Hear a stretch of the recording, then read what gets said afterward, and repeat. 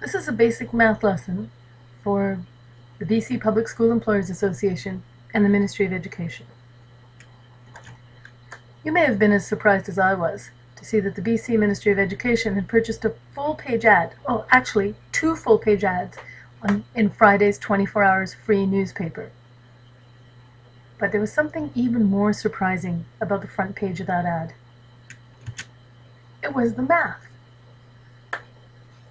The ad stated that the BCTF was asking for a 14.5% increase, 8% on salaries and 6.5% on benefit improvements.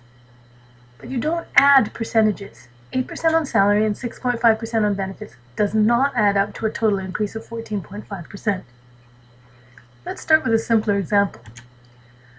Let's say I told you that 10% of all women are blondes and 10% of all men are blondes.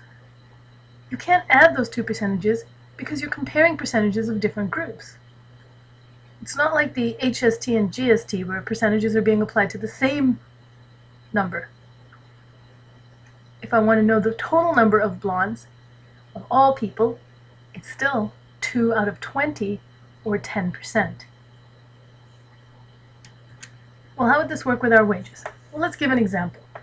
Let's say that the wage package cost $100 million. And if we want an 8% increase, which is over 5 years, of course,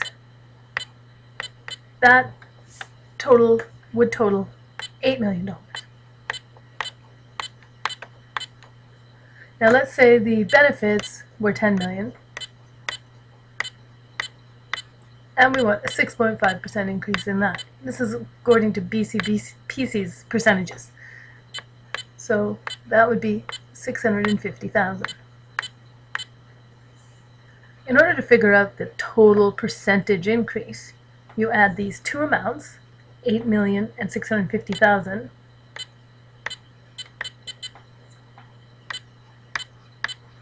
and divide it by the total of wages and benefits, or $110 million in my made-up example here.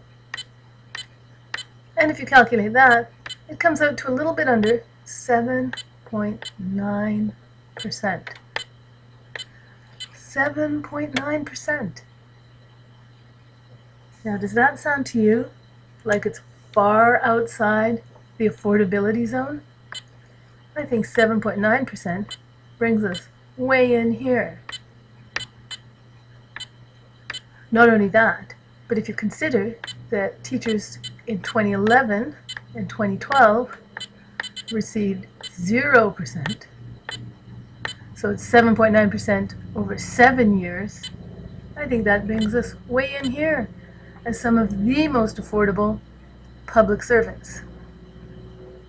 I think it's a shame that the Ministry of Education spent the money on an ad that has such a major math mistake. And it makes me afraid for our province. I mean, teachers have only been on strike 1 week, but already our level of numeracy has dropped significantly.